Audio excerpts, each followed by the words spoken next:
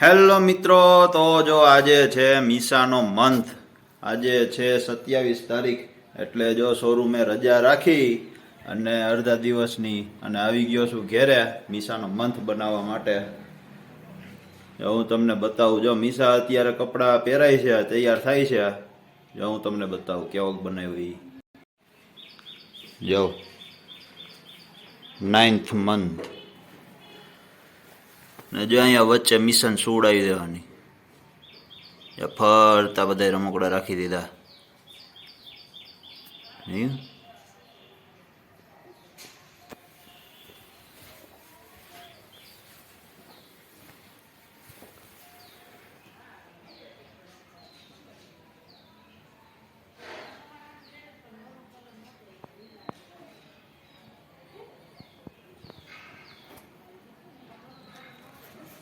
જ્યાં કાલે મમ્મી ને પપ્પા સોમનાથ ગયા હતા ને ત્યાંથી લઈ આવ્યા આવડું રમકડું રિંગ વાળું. જમીસાને એ વચ્ચે સુવડાવી દેવાની, પછી ફોટા ને વિડીયો પાડવાના.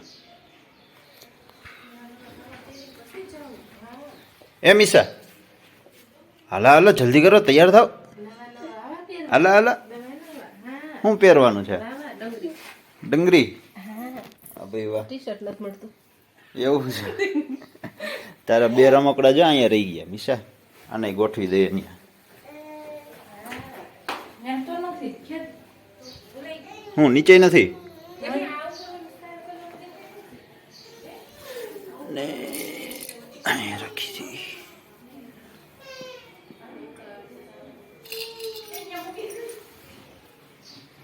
થઈ ગયું રેડી, સરસ મજાનું. અહીંયા લાઇટિંગ મસ્ત આવશે. કપિલનો રૂમ છે આ. કોમ્પ્યુટર ટેબલ અહીંયા આવી ગયું. એમાં આગળ થતી હતી થોડીક મારા વાળા રૂમમાં. જો અહીંયા હજી લાલી લબાચો બધો એમણે પડ્યો. હા, ઠેકાણ કંઈ થતું નથી.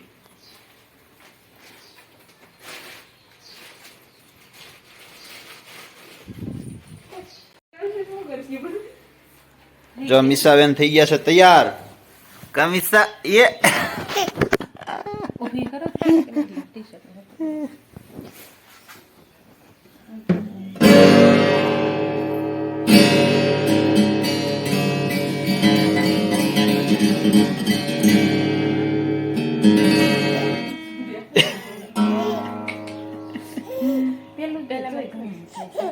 કેવી મજા આવે ડિસ્કો કરવાનું. કા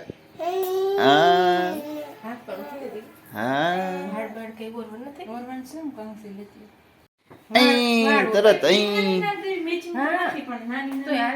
ઓલી પિન લઈ લે ને, પિન મસ્ત.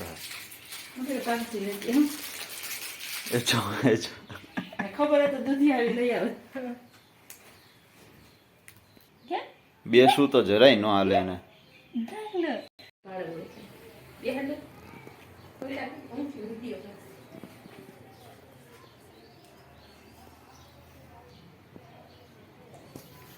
એ મીસા, મીસા, હા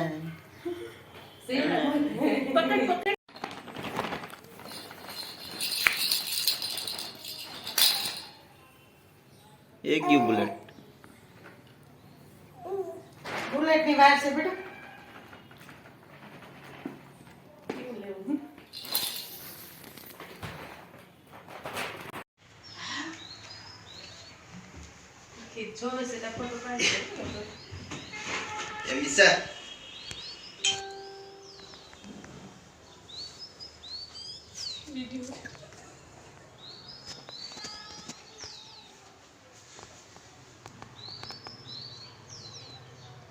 બાકી એમ ફોટોગ્રાફી હો બેડ ઉપર કાઈ ઘટે નહીં. ચકા જામ હો બાકી. મિસે તાર પપ્પા એટલે. તો જો સાંજ પડી ગઈ છે, સાંજના 8 વાગ્યા છે અને મીસાબેન જમે છે.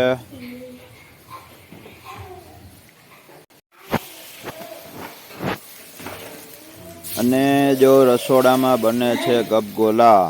જોયું? દેરાણી જેઠાણી ગપગોલા ફૂલ મસાલા વાળા હો, કાંઈ ઘટે નહીં. મજા જ આવી જાય તો.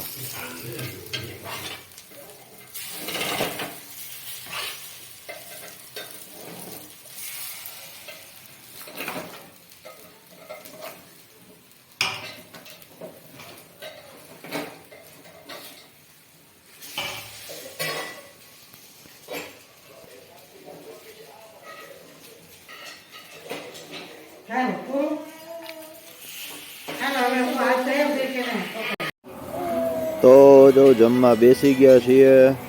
બચ્ચુ બાપા આવ્યા છે આજે. નિશાબેન રમે છે, એને જમી લીધું.